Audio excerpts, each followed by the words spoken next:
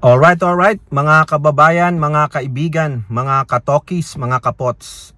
Kamusta po kayong lahat? And once again, welcome po dito sa ating mumunting channel, Simply Tokis Vlog. Tayo lang po yung magbibigay ng maiksing komento, opinyon at reaksyon sa mga mainit na usaping pang-politika sa ating bansa. Pag-usapan natin mga kababayan, ito pong bewildered na si Senator Bato tago ng tago, the authentic puncher De La Rosa. Ang dami ng moniker no De La Rosa, no? TNT, no? Absinero, Magna. O bakit? Kasi sumasahod pero hindi pumapasok, hindi nagtatrabaho. Okay, so meron na naman po siyang muang sinagot na po ng abogado ng bayan ang kanyang pakiusap sa Supreme Court. O ano po yung pakiusap niya sa Supreme Court mga kababayan, mamaya malalaman ninyo. Okay, at ganun din po ay matindi itong tokmol yung Vice President mga kababayan, ang tindi. Oo, meron pong nilabas na report ang COA mga kababayan na kung saan itong tokmol ninyong Vice Presidente ay antindi kumubra. Antindi manglustay ng pera ng kabangbayan. Antindi paldong-paldo nga po, sabi ng mga iba dyan, no? Ng mga anti-Duterte. Paldong-paldo. Kaya pala siguro ang daming pamasahe, pabalik-balik lang ng the Netherlands, at di kaya pa around the world lang. Balita pa nga, nakabili na yata ng bahay dyan sa the Netherlands. Okay, so shout out po lahat sa inyo and may God bless us all. So puntahan muna natin si authentic TNT puncher na si De La Rosa. Ito pong inyong magaling na senador na napakatapang. Oo, napakatapang pero hilaw, no? Mapagkunwaring matapang lang pala itong former PMAyer na ito, na former PMP chief. Walang prinsipyo ito mga kababayan. Yung nauna nating video dyan, no? Sinabi niya kay Ping Lacson, Sir, tatalunin ko na ang record mo sa pagtatago. Binuhin mo, mukhang inamin niya, kay Ping Lacson, yung huling-huli nilang pag-uusap through chat lang, na mukhang magtatago na siya. Dahil natakot na po siya sa sinabi ni Boying Rimulya na nakakita na si Rimulya ng unofficial copy ng kanyang warrant of arrest sa ICC. Mabuti pa nga daw si Ping Lacson nung panahon ni Gloria, nung tumakas siya ng almost 1 year, wala siyang warrant. Pero itong si Bato, international warrant ito mga kababayan. Kahit saan mapunta si Bato, makita siya ng Interpol, may nakakilala sa kanya, pwede po siyang damputin. Okay, so delikado po ang lagay ni Bato mga kababayan.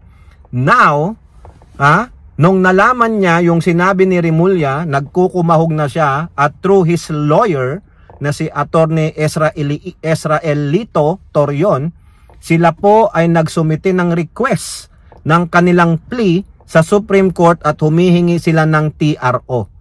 Yung TRO po, nagsasabi na kung maaari ay huwag munang ipahintulot, no, ang umano'y ICC warrant sa kanya kung sakasakali man yun.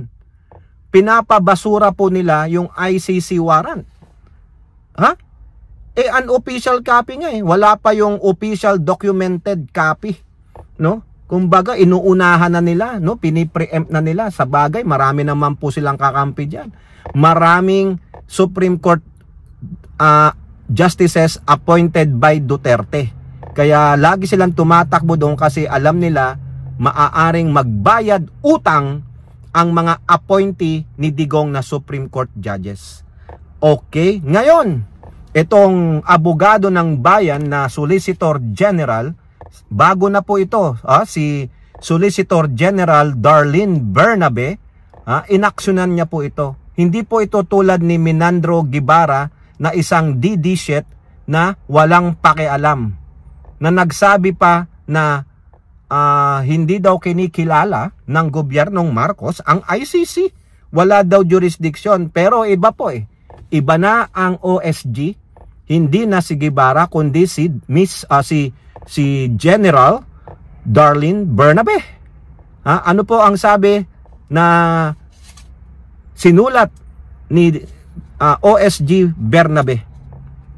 Yan po sa News 5. TRO plea ni Senator Bato versus umano'y ICC warrant, pinababasura ng OSG sa Supreme Court. Ang tapang po ni OSG Bernabe, oh. Pinababasura niya sa Supreme Court ang kahilingan na TRO nila Digong sa ICC warrant nito. Ito po ang dahilan.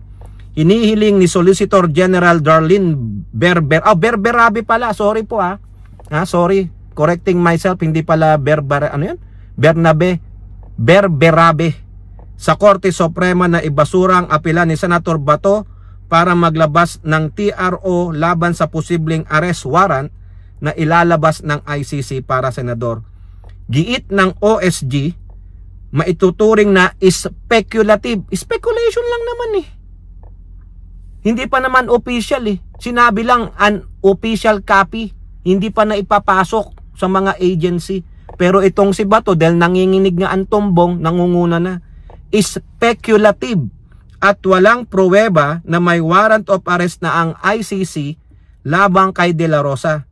Dahil dito, walang basihan ang takot nararamdaman ng senador at kanyang pamilya. Correct. Ano basihan ninyo? Hindi naman sinabi ni Remulla na official copy na to. Meron na kaming kopya. Alam nyo ba? Binasura nga ng Supreme Court yung kahilingan nila na i-produce ni Remulla yung unofficial copy. Binasura ng Supreme Court yun. Oo. Chismis lang eh. Hindi rin umano maituturing na opisyal ang pahayag ni Ombudsman Boying Remulla na unang naghayag na pinapaaresto na ng ICC si De La Rosa. Yun ang sabi dito kasi mga kababayan, ito binasa ko sa Tagalog para madali nating maintindihan. Kasi yung iba, English. Speculative lang ba to? You are speculating. O ngayon, sumagot po dyan yung abogado ni Bato, si Attorney Torion. No?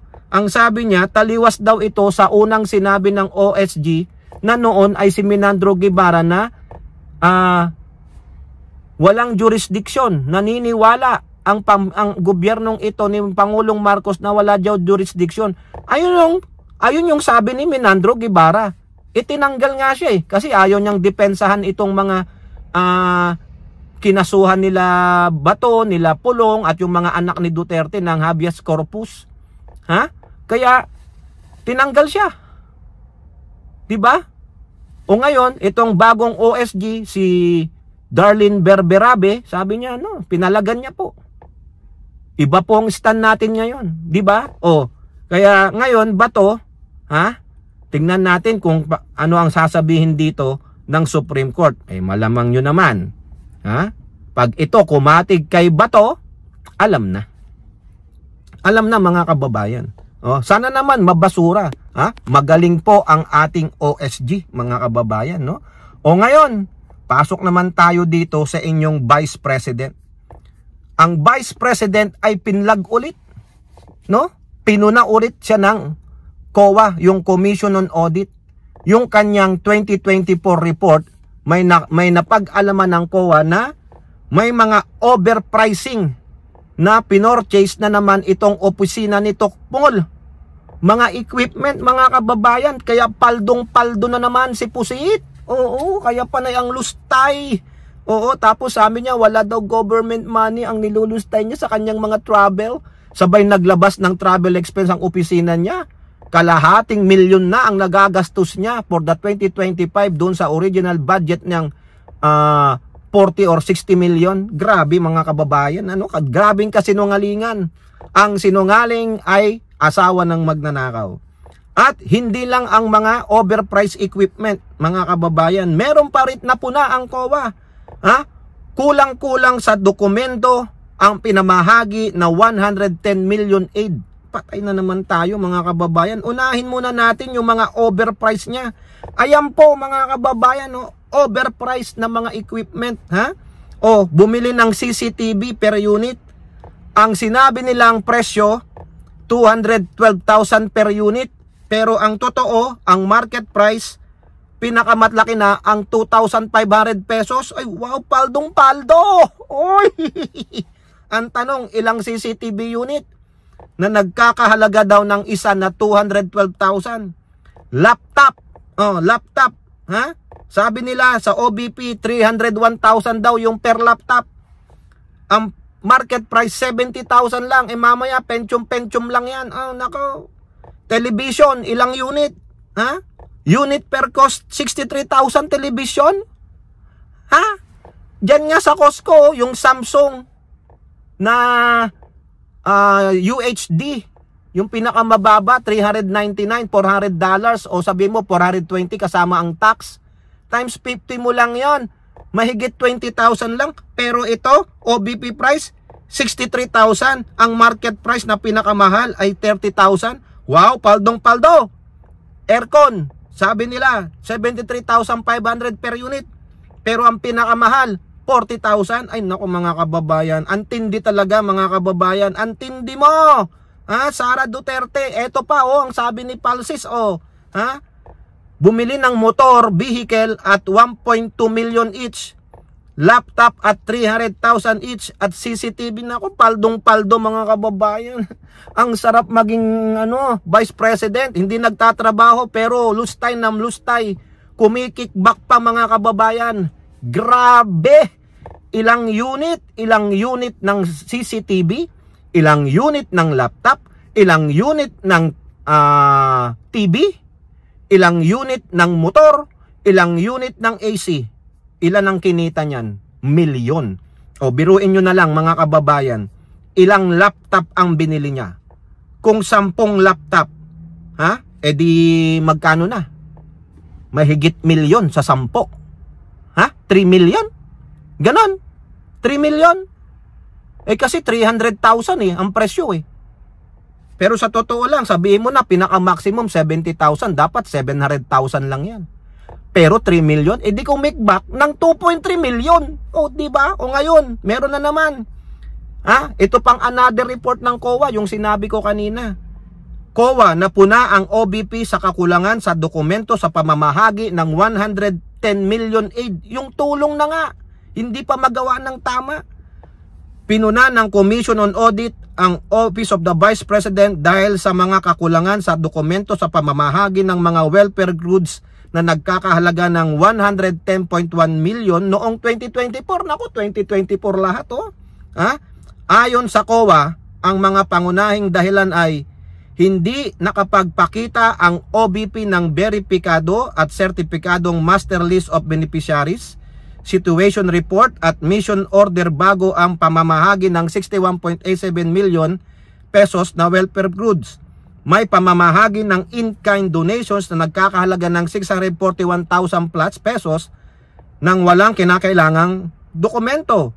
Parang ito lang po mga kababayan ay Mary Grace Piatos. Parang ito lang po ay yung training sa army. Puro mga bugos. Wala silang maipakitang mga dokumento. O baka sasabihin CIF kasi yan confidential yan, for your eyes only. Ay, walang gana mga kababayan. Matindi talaga. Kaya dapat matuloy na ma-impeach ito. Graft and corruption and plunder. Mga kababayan, plunder. 110 million yan. Plus, yung mga overpriced na mga equipment. Grabe talaga magnakaw ang Snow White ba tawag doon? Snowpat. Kayo po, ano pang inyong masasabi? Comment down below and don't forget to like and share. Hope to see you in next videos. Bye bye. God bless.